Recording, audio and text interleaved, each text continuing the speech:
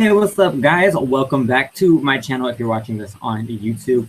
But this is another workshop. This is my third workshop with Photoshop. So this is going to be a full Photoshop. I'm not going to use Illustrator. I'm not going to use Dreamweaver, InDesign, none of that. So this is all Photoshop. If you don't have Photoshop already, if you don't have a previous version, or if you are interested in actually trying it out and following along with this workshop, you can go ahead and click the link in the description below, and it will give you a free trial of Creative Cloud, and you can go and try out not just Photoshop, but all the other programs Adobe has to offer.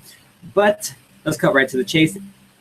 First off, let me say though, if you haven't seen my last workshop, if you didn't attend it last week, or if you haven't seen it because they are archived on my channel, so you can go ahead and check that out, I highly suggest that you go watch it before you, if you're already here and you're on the live feed, then don't worry about it. But there's things that I explained in that workshop that I'm not going to go into as much detail in this workshop due to the fact that I really don't feel like repeating myself, especially if it's, listed somewhere else. But first, let me start sharing my screen so that way you guys can actually see what I am doing. Okay, here we go. So right now I'm opening Photoshop, like I said, and we're not working with that picture yet, but this is what we're doing. I'm going to show you how to create that effect of that sugar skull makeup that's really popular without using makeup and just using Photoshop effects. And I'm also going to teach you how to do that spot color effect, different ways to achieve that. And the reason I'm going to go over different techniques on how to achieve the spot color is because I know a lot of people have their own preferences as to what they feel is easiest. And again, everyone is different. I want you guys to not be kind of form-fitted to just one technique. So the image I'm going to be using, and the first thing I'm going to do, because I'm not going to teach them both at the same time for various reasons, and I really don't feel like getting into that, but I'm going to be using an image of myself from way back when, and by that I mean just a couple years ago. And I'm just going to do a headshot, and preferably if you're doing makeup, if you're doing the sugar skull makeup, that's fine. You can just do the sugar skull makeup. You can take a nice picture, and then actually, yeah, and I'll show you how to kind of enhance the photo a little bit more, so that way there's a little bit more depth and the color kind of pops out a little bit more. But right now, if you have just a blank profile pic, then make sure so the kind of requirements for this, and there really isn't, but to make it easier for yourself, I highly suggest that you get a front view of your face or whatever subject you're using, whether it's your face, whether it's your brothers, your sisters, your moms, your uncles, your dads, or even animals. I don't know why you would do it on an animal, but it's a possibility. But a front view would be the best due to the fact that what I'm going to be doing is going to be getting pictures, putting them on different layers on top of the base image, which is the original image, and then using effects to blend them onto my face or onto the subject, whatever your subject may be. But first, I'm going to teach you something, and you guys are probably going to love me for this, especially those of you who want to have perfect skin but don't have the luxury of getting it. So right now, because of these wrinkles up here, that kind of tampers with the effect a little bit, because sugar skulls, sugar skulls, they're skulls. They don't have wrinkles. They don't have folds like that. Even though it's makeup, it's still one of those things that you want to keep smooth as possible. And I'll show you in a lot of the pictures I pulled up that the skin is very smooth. So what I'm going to do now is smooth out my skin, or at least create the illusion of smoothing out my skin. And what I do for just safety measures, just to make sure that if I do something wrong, I can actually go back to it, I duplicate my layer, and then I lock the original layer, and then turn the eyeball off. So what I'm going to do is I'm actually going to go to my toolbar and then use the thing called the patch tool, spot healing brush, patch tool. So this kind of looks like a patch, like you would on jeans or some sort of fabric. It has the stitching around like a square or a rectangle. So what this does is this actually replaces the area selected with something that is also that you move the selected area to. I know that's a lot to let me explain that. Let me show and explain at the same time. So let's say I want to get rid of, let's do something a little easy. If I want to get rid of this blemish right here. So this blemish on my nose, let me circle it. There you go. And it's like the free lasso tool. So it's all about how smooth handling, how much control you have over your mouse or your trackpad or whatever you may be using to do this. So I circled it, And you don't have to like connect the lines. Like let's say I go just do right there and I don't connect it all the way through. I can just let go and it'll create a harsh edge connecting the 2 points. So what this does is it's going to, wherever I move the selection, because the selection is now in a state where I can actually move it to a different part of this image, on the layer, I should say. So wherever I move the selection is going to replace, it's going to overlap over that area. So let me get a smaller area because I don't want to do that much editing. So there, I have my blemish selected, and what I'm going to do is I'm just going to right click it and then drag. And as you can see, the area is kind of moving and it's matching wherever the second area, the moving area, is. So in the selected area that's static, the image is moving underneath it. On the static image, the selection is moving around it. So like, let's say I want smooth skin. So I'm going to find an area that kind of matches that color a little bit, and then I'm going to click it, and there you go, it disappears. So by default, Photoshop will automatically try to contour and try to mimic and fill in without it being harsh. So it's not just your direct, like let's say you get the rectangle tool and maybe you want to, let's say, get rid of this on my cheek. You can't just select it, move the selection, and then duplicate the selection, and then expect it to look nice like you see that square there. What this does instead with the patch tool, right? Yeah, patch tool. There's a lot of tools in this, and I always get the name mixed up.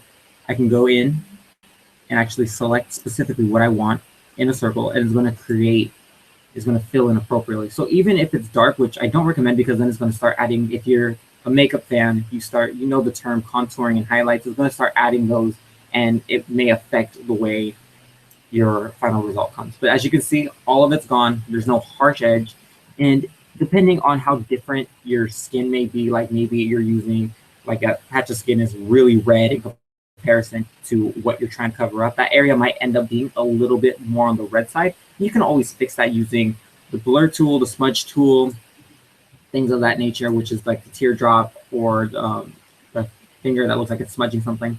But we can do this, and we can get rid of, let's just get rid of as many blemishes as we can. I kind of don't want bags under my eyes. So instantly you start seeing differences. So Control or Command 0, and as you can see, there's a bag that's completely removed from one eye, and then the bag is still there on the other eye. And as you can see, my face is starting to look a lot clearer. I don't want it to make it look 100% absolutely positively smooth, because no one has skin, and let's think realistically. Yes, we are creating a skull, but even skulls have their little dents and their little imperfections here and there. So again, just select. Be careful though, you can't just select whatever and it'll automatically fill it. Like if pieces of my eye were part of that, like if I was to do this and select, it's going to try to see how it blends. That's what it's doing with the rest of the selections you're doing. So that's why it comes out so smoothly when you start replacing and you start covering up certain areas. But then the moment you start getting onto really harsh differences, it's going to start morphing it in ways that you may not desire it to be. But if you like that look, like if you like your eyeball completely smearing down your cheek, then by all means, go ahead and do it. So this is where it gets trickier. So when you have long lines, because obviously there's no other location on my face that has enough skin to tackle those worry lines, I guess that's what you call them. So I'm going to just start from one end and work my way to the other. And then, because what can happen, what you can do is maybe you can't work harsh edges. Like see, they're starting to blend. I'm pressing Control D, by the way, or Command D to deselect the area, and it works for all selection tools. So as you can see, it created a harsher edge here. It's still blended, but it still creates a harsher edge. So what I'm going to do is I'm going to select these areas again and progressively get darker. See, like I said, this area totally darkened because of this area right here. That spot, that dark spot was actually the dark spot that I'm currently selecting over, and I don't want that. So let's just smooth it out. Let's just try to avoid all harshness. There you go. Easy fix, easy peasy, lemon squeezy. And then at this point, I can actually just go into these areas and I'll start matching it. And then fixing any dark spots that don't belong. One of these things just doesn't belong here. And I can just start going down that way. And it's almost gone. If you're really a perfectionist about this, because quite honestly, we're going to cover it in effect anyways, I don't mind it. And usually hair isn't too big of a deal. But if you have like, I know the struggle of having like hair covering half the face, yeah, that can be an issue when covering areas that touch into it. I can't say that there is an exact way to get around that. It's just you have to be really smooth with Photoshop. You have to be really smooth with your mouse handling. So there we go. There we go. So that is a smooth, clean, no wrinkle face. What I'm going to do is I'm actually going to, I think this is fine. I kind of want to, back to the color theory again, back in the last workshop that I did, I explained how different colors react to different kinds of tones and different kinds of subtleties underneath and different colors and whatnot. So if I was to duplicate this and then desaturate it or make it black and white, I'm just going to desaturate because I'm going to delete this layer anyways. I can see that instantly this is actually pretty nice. Like this is going to work relatively well with what I'm going to do next. But I might want to add a little bit more definition later, but we can do that later after we see the effect. Okay, so clean skin, perfectly clean skin. My canvas is ready to go. My canvas is primed, it's polished and everything. So what you want to do now is you actually want to go on Google Images or whatever resource site, and you want to search up just sugar skull makeup or face paint, whatever you get better results with. And as you can see, there's a lot of pictures. And another thing that you may notice, everyone is staring directly at the camera at some way, or their face is straight, well, like for the most part. There are some, yeah, you might get like this. Even this is still, you can work with it, but you want to stick to images that kind of look like that, even if they're kind of looking down. And I'm going to pull an example that explains that, but you can use multiple examples. If you're a guy, you can actually search up male and you'll get more male, but it doesn't look as cool because black and white, like I said in my last tutorial, once you put the color effect, your whole face is just going to be black and white. It's not going to have those effects. So I'm going to pull this image right here because I like the colors and I like how it's white because it is just, it's more forgiving in my opinion. So I'm just going to copy the image. And I know I'm one of those people that copies multiple times. Don't judge me. I don't like that. I don't like how it pasted. I don't like how the new image pasted right in the corner, like that. So what I'm going to do is I'm going to actually hold Control, Shift, V. You know, the center of the image will align with the center of the canvas. So if I was to go Control T to the transform tool, as you can see, that is the center, and that is the center of the canvas. So what I'm going to do is actually, why did I get out of that? I'm going to, in free transform tool, I'm going to go to the free transform tool. And I'm actually going to hold Shift and Alt, and I'm actually going to bring the image down. And what would be smart actually is to bring the opacity down so you can kind of match the eyes to your eyes. So her eyes are green, my eyes are brown.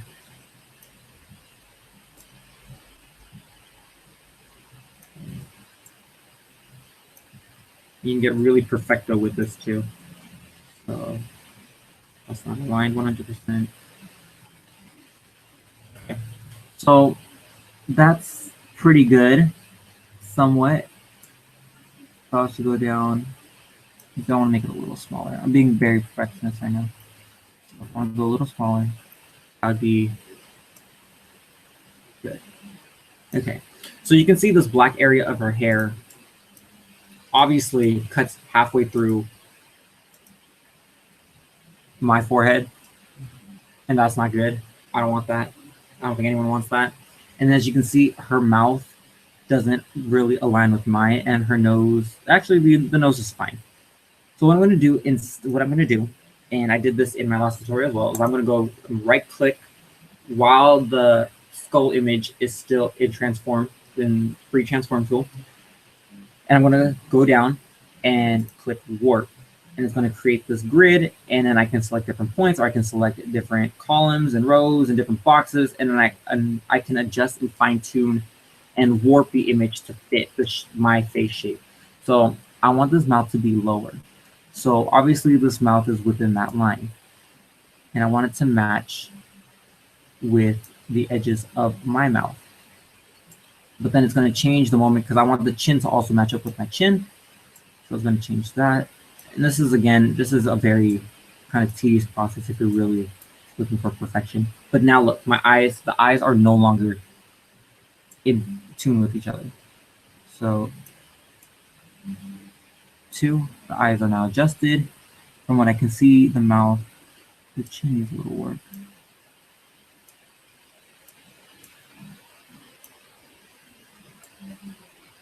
Now I'm focusing really hard right now, just making sure that this is as good as it can be.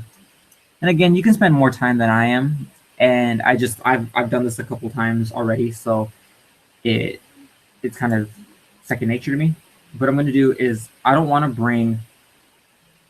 Maybe I do. No, I don't.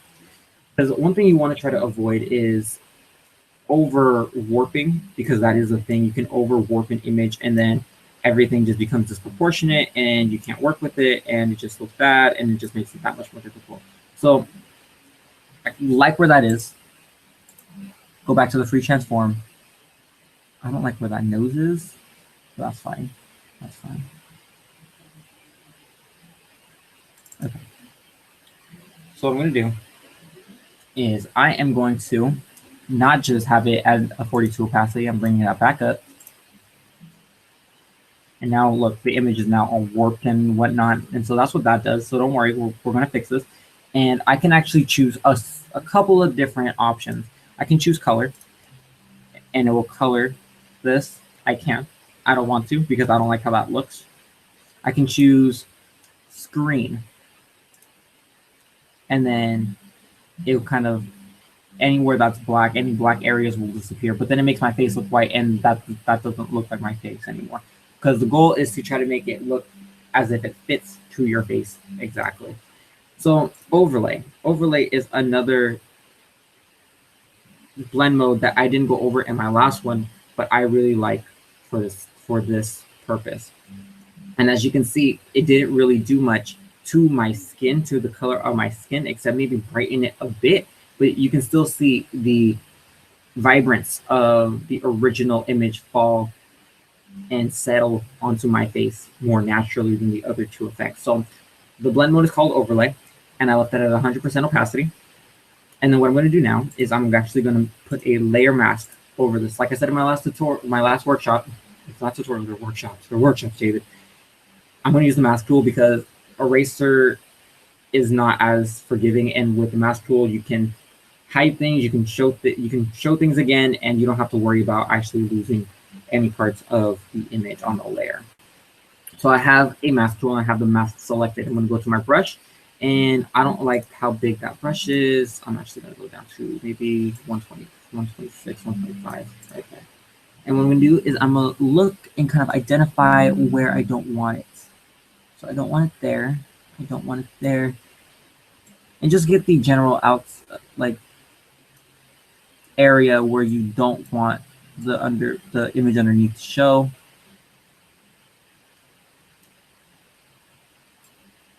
And if you're wondering, this image is a couple of years old. As you can see, look at that difference. Look at that difference that made between my actual skin tone in the photo and with an overlay. With overlay, what it's going to do is it's going to either brighten or darken the areas in general. It's not as set as screen or multiply. Like I said in my last workshop, what overlay does is create an overlay. It creates like a screen, a barrier on top. That's kind of like affects the image underneath according to what side of brightness it's at. So if a color is more on the darker side, like purples and even red a little bit, the blues, darker greens, darker yellows. They'll make that area darker. See what I'm saying? And then lighter areas, as you can see, I kind of look like a clown because my whole face is now white. And it's kind of odd to look at, I know. But I also want to get rid of, let me explain overlay a little bit more. So overlay in the top area, do you remember how the hair was black? If I go normal, the hair was black, right? That's what's causing that to be darker than what it needs to be. And the area that's white is actually making my skin lighter, is bringing it back up. And I have no problem with it brightening because skulls are typically white anyways, but I don't want it to be unnatural, you know, whatever. So overlay area. It's not blending as well as I used to because there's probably a piece of hair there. That is probably why this area is kind of iffy. So I'm going to get rid of that hair. And as you can see that there is that skin area that I don't like, that is just not working out for me. So what I'm going to do is I'm actually going to erase that for myself. A nice V, make it look like a heart on my face. Face heart. And there you go. That's one way to start achieving where this sugar skull kind of deal. But again, I don't like this nose, so I'll get rid of it. Let's bring the brush down. Let's not erase everything. Let's bring the brush down and then to 0 and get rid of that. And the reason it's still there, like it looks it's still there, again, there's no white on top of it to shield that area. But because of that, and because of that's an issue, if you have lighter skin to begin with, you probably don't have to worry about it. But I'm tan in this picture. I'm obviously dark because it was summer and Filipinos don't tan, we darken. That's cursed. But it's something that you have to deal with if you are darker skin because, you know, putting on white makeup is just ridiculous. So what I'm going to do actually is I'm going to start getting all intricate here. And I don't have the hardness of this brush at 100.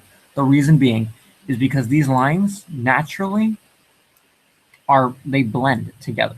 They blend the red, even though it looks like a really crisp, clean line, the red does blend with the white underneath. So you can do that. And I'm not going to spend the entire workshop trying to fix that, but that is the idea behind it. Let's see if I can do this instead. Select the white area. Okay. So I selected the white areas. What would be the white areas? I'm going to bring this up.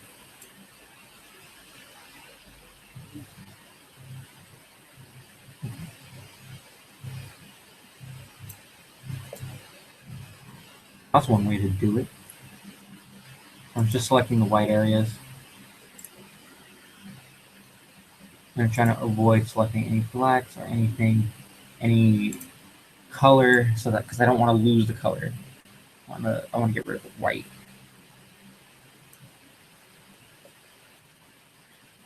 But basically, wow, it looks like I have a toy mouth. I'm not pleased with that. And just FYI, this broadcast might be a little shorter. This workshop might be a little shorter because this is just another technique to build up to what I'm teaching on Thursday. On Thursday, it's going to be a huge mixture between everything I taught, or everything I'm teaching in this tutorial and everything I taught in the last tutorial. Okay, so we can actually bring that down and we can give it a more natural looking kind of feel to it. And then we can go and right down here in this in the circle with half of it filled white and half of it filled black, these are adjustment layers. Like I said in the last tutorial, like I explained, you can go into image adjustments. You can actually put those adjustments on layers and edit the adjustments later. So, and you can change the adjustments accordingly so that way you're not stuck with, like, let's say you brighten an image and it looked good at one point, but then the moment you start adding all these different effects, you need to darken the image, or you should have darkened the image initially. So, like, I want to add a level. So now it's on its own layer. As you can see, levels 1, it's on its own layer. And to get to its properties, and It's this little cube with a couple of boxes and a couple and a bar underneath it. Usually I have my toolbar on both sides, just icons, but for learning purposes, so that way you guys can see what I'm clicking on, I'm gonna have the names out for you guys. So I want this to be a little dark. I want the areas to be a little darker, so we'll go 10. We'll do 90.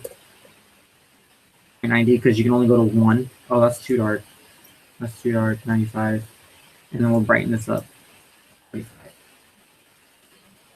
And as you can see, it starts brightening, and I can turn it off, turn the layer off like any other layer, and it will get rid of everything underneath. But back to the, maybe you want to brighten things up a little bit, maybe you want to darken things a little bit. That's what I want to do. 85. And then vibrance, bring the vibrance up. Again, subtle differences make all the difference. But that is basically the idea behind it, how to get your images and how to create that faux sugar skull makeup if you don't have the materials or you don't want to actually do it yourself, and how to get it real easy, cheap effect. And you can always take it another step further, and you can actually make your eyeballs black. And I'm going to show you how to do that right now. Might as well, right? So what I'm going to do is I'm actually going to get the brush tool, bring this down. And what would be the thought is to just select black as your foreground color. I don't recommend doing that because you want it to be natural as possible. So if I go into the color selection, as you can see, it's not black. It's actually in that area on this side. And it's, again, not 100% black. At the same time, it's not brown. What I'm going to do is on a new layer on top of it, I'm actually going to go in. I'm going to do that. And then think kind of where your eyeball would fall. You can actually use this technique to line your eyes as well if you don't have liner and you feel like a line would have done you some good. So again, I'm going to pick a color right here, and this is in the greener areas. And again, the reason I'm doing this and I'm picking a color instead of just going straight black is because I've had experience in the past where I did just straight black, and you can obviously see the color difference, and that wouldn't fly with me. So you can do that. You can make your eyeballs black. Simple, easy technique. I might as well just make this whole area black because that is the skull. At this point, I don't care. You guys should, if you guys are really going to submit this as a project or a class or something, AP art or graphics or anything of that nature, you really should care about the minor details. Look, psychotic. Fun, huh? So that is basically how you do covering of blemishes, of wrinkles, how to use the overlay effect to your advantage for creating a false sugar skull makeup, and how to do alien eyes, as I like to call them, or ghost eyes, as some people will like to call them. Maybe you're possessed, maybe. But I would say those are more full white, and I'm not going to teach you how to do that. I don't think that fits. And again, just use the mask wherever it doesn't feel right and things of that nature. Okay, so second part of the workshop is how to do spot color, different techniques for doing spot color. And if you're not familiar with spot color, and I know I'm going to say the term a lot, this is what spot color is where there is only a spot of color in an image that would be full color. Make sense? So it's only a spot of color, a splash of color. What I'm going to do is I'm actually going to pull up this picture of Nicki Minaj, just because something in my mind told me that she would have really colorful pictures, and I don't know if I agree with that entirely, but it's there. So we're taking this very colorful picture of the gorgeous Nicki Minaj, and as you can see, there are blues, yellows, reds, pinks, purples, blacks, everything kind of thrown in there. And maybe I don't want that. Maybe I want to create that same kind of effect I did with that image I showed you earlier of myself with the skulls. Maybe I just want, I don't know, her face. Maybe I just want her face, and I don't even want, I just want to use the elliptical tool and make it a circle. So one thing you can do is you can actually select your area, duplicate it, and it will be on its own layer. Like that. Oh, cool on some. And then you can desaturate it. Easy enough, right? Desaturate. Or not match color. Not match color, I apologize. Desaturate. And then once you turn on the layer again, that area looks, it's black and white. It's black and white comparison. So what I don't recommend you do when it comes to, because you can see when it's all full color, it looks well contrasted, like it looks right. And then the moment you see the black and white filter added, it kind of looks as if some areas needed to be darker than what is actually shown. What I don't recommend you doing is trying to fix that, trying to use adjustments or whatever to fix just that one section, just the black and white layer. Why? Because it's gonna actually hurt the image more than help it. What I recommend you doing if you want a more natural looking kind of cut is actually just blending it out. So if I create a mask, or you can use the eraser tool if you really want to, but again, I'm a mask person.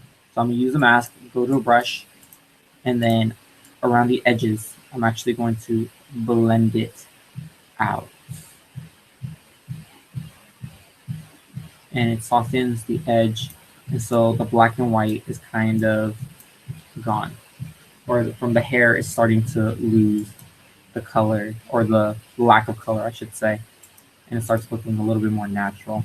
So now her body or her face is, you know, black and white, but her lips were pink from what I can remember, right? See, this is the beauty of having it on its own layer. You can see underneath it. So maybe I want her pink lips, or pink yellow lips to come out. I'll bring that down. And because her lips are a little harsher, I'm gonna bring the hardness of the brush up. And then go down. Man, I'm hungry. And again, with black, I'm gonna go in and carefully go the areas that I want to. And you can get a little bit more specific with this. You can use the pen tool to start and outlining what you need. I know it might be hard to see because of the pixel grid underneath it, but if you're going to outline anything that requires a lot of specific shapes, I highly suggest you use this technique of the pen tool, outlining it, and you're probably like, hey, wait, what am I supposed to do? Because it's the lines, it's vector technically. What am I supposed to do? Well, you can right click and then go and click the option make selection, and it'll turn it into a selection. And then you can go back to the brush and then start filling it in without having to worry about, you know, the craziness of using a brush like this. Well, that's one technique that you can use to do black and white, but that's an additional layer, and that's one body part, and maybe you don't want to be using the pen tool to be outlining her arm or her corset or anything of that nature. The next thing you could do, and I taught this in my last tutorial as well, create a new layer, get the paint bucket tool, drop black in there. I think that's black, hoping that's black. No, I want black, straight black. Black in there, or white, you can use white as well. Color, or not luminosity, color. And now the entire image is black and white. And look, it looks nice, it looks pretty. It looks pretty. So the reason it did that is because I had the layer selected and the drop-down menu selected as well, and so that is why it started cycling through the different blend modes as I scroll through. So what I'm doing is, again, creating a mask, or you can use the eraser. I highly suggest the mask.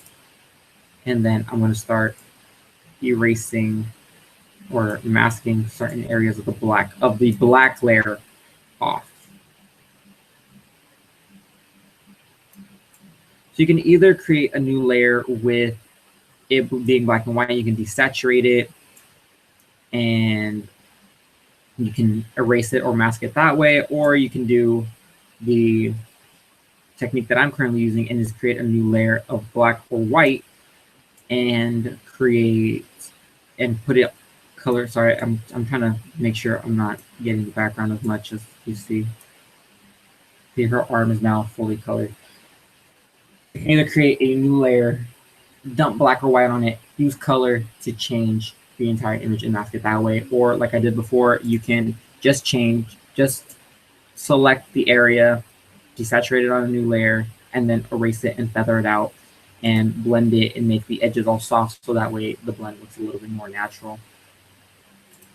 So what I like about this though, what I like about doing the technique of the color mode with black or white is I can actually change the color and make it look cool. Like let's say I have blue and I dump it. Look, now she's blue except for her arm. Or purple. Now she's purple except for her arm. So you can have a lot of fun with this effect. And basically what I taught you in this, with this effect and in conjunction with this effect, I achieved that effect. So it is a mixture of both. And I will be in the galaxy nebula effects that I did in my last workshop.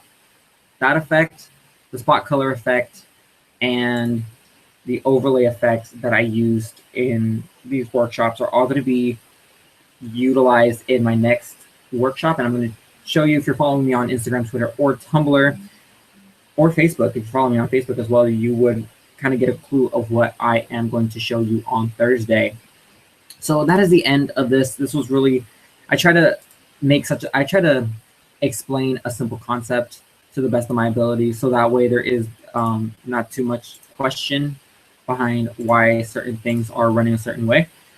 So I hope that helped, and because the aim of the game for me personally is to show you how the tools work in Photoshop, in Illustrator, in Dreamweaver, so that way you guys can go and experiment and be kind of confident in your experimentation when it comes to creating your own images, using the techniques I teach you to create new techniques or new ways to implement the techniques. Like maybe you want to do a sugar skull on a cat, but then, you know, like take it up a few notches and then make the patterns within the cat that go from a regular house cat to a tiger or something. I don't know. But my next workshop will be this Thursday, March 12th at 6:30 p.m. Pacific Standard Time. So same time as this one was, and I will post updates and flyers and things on my social networking sites, and you can find those on the description. Oh, let me show you one more thing, and this will actually be cool. This will actually help me, and because I'm actually genuinely interested. So if you don't have one already, get a Behance. Get a Behance, guys.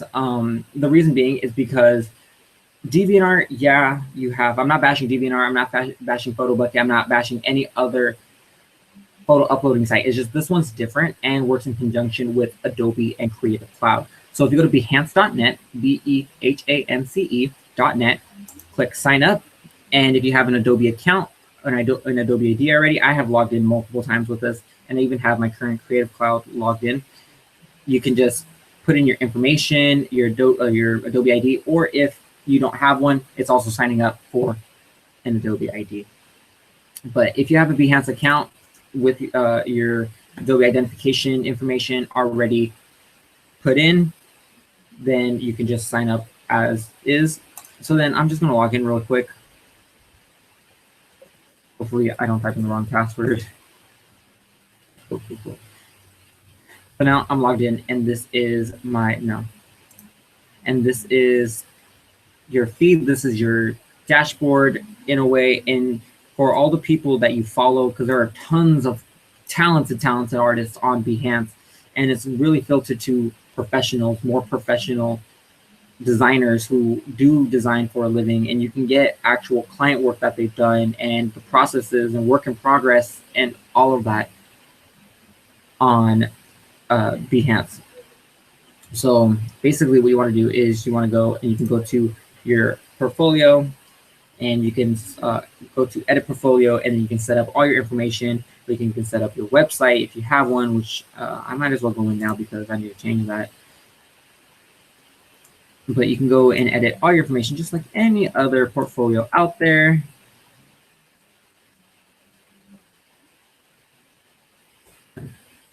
And then there's different teams that you can join, and then you can put in all of your social networking accounts and then things of that nature. You can even put in other websites. So you can add custom sections that will be added to your profile. So my changes have been saved. It automatically saves it once it starts doing that. And then you can start uploading. Your projects, guys. And this is what's really cool that separates Behance from other kind of portfolio websites. So I can go in and let's say I want to just upload one photo, just one project. So might as well do the skull one that I showed you. I named it Art Pop, hashtag Art Pop, because it's inspired by Lady Gaga. So you can just upload it and you can put in different information. And I'll go through it in a little bit, but you can put in type to kind of describe, or you can actually create almost like a collection of different pieces that you've done. Maybe like you did a whole segment on tigers and they're all part of the same collection. Like for example, let's look at my websites that I've done. These are all websites, My Crazy Kamikaze, and you can put multiple images with it. And some people get really, really creative with their projects that they submit, and they put backgrounds that are catered to. Maybe I can find an example of that, but I highly doubt I'll be able to find one right on the spot. I wasn't planning on showing one anyways. But how to upload your photos, how to upload after you sign up for your account and everything of that nature.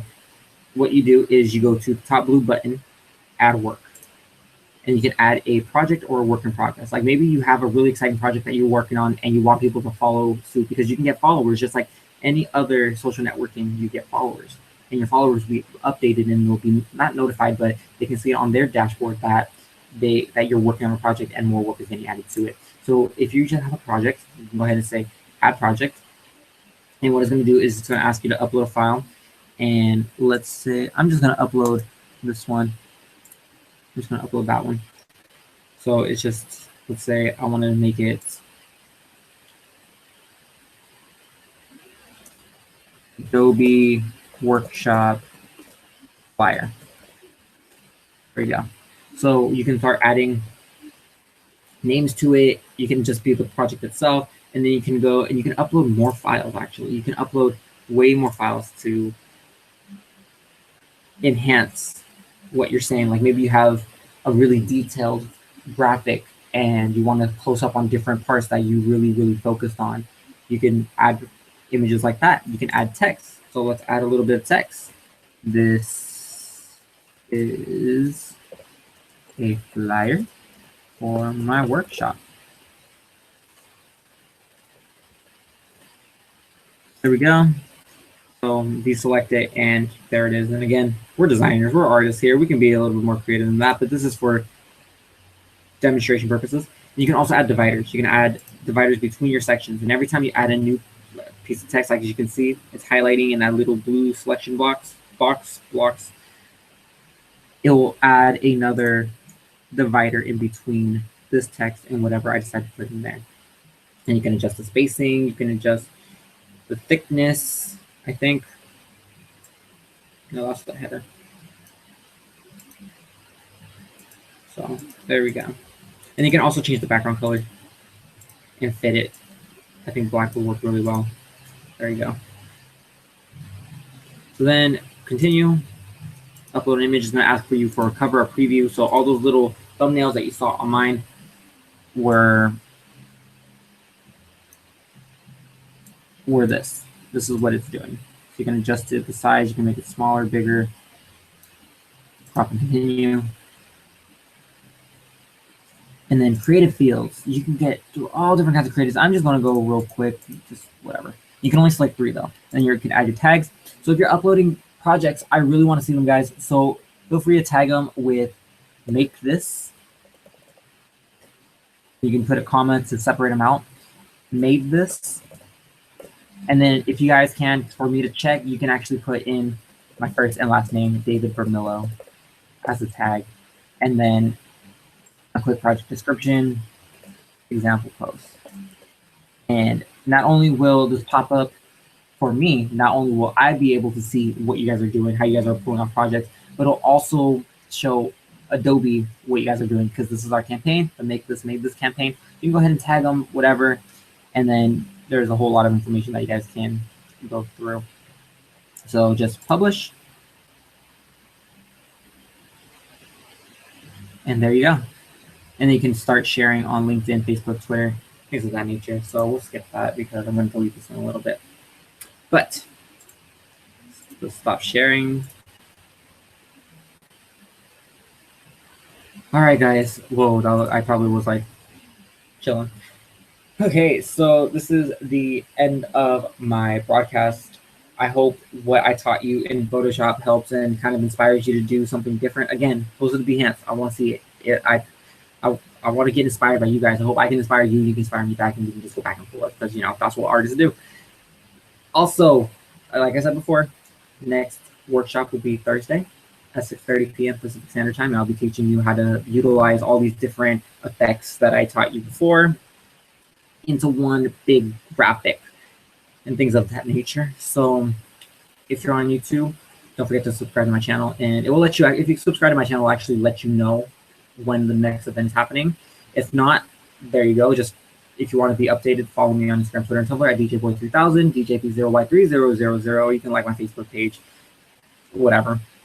If you have any questions, comments, concerns, please feel free to contact me. And if I get enough of the same question, I will answer it in the next workshop, or I will make a dedicated video for this. And don't forget to share it with your friends. Don't forget to this is free, guys. Like, I'm doing this for you guys. I'm doing this for free for you. I'm not charging you guys to do it. I just a little bit of your time.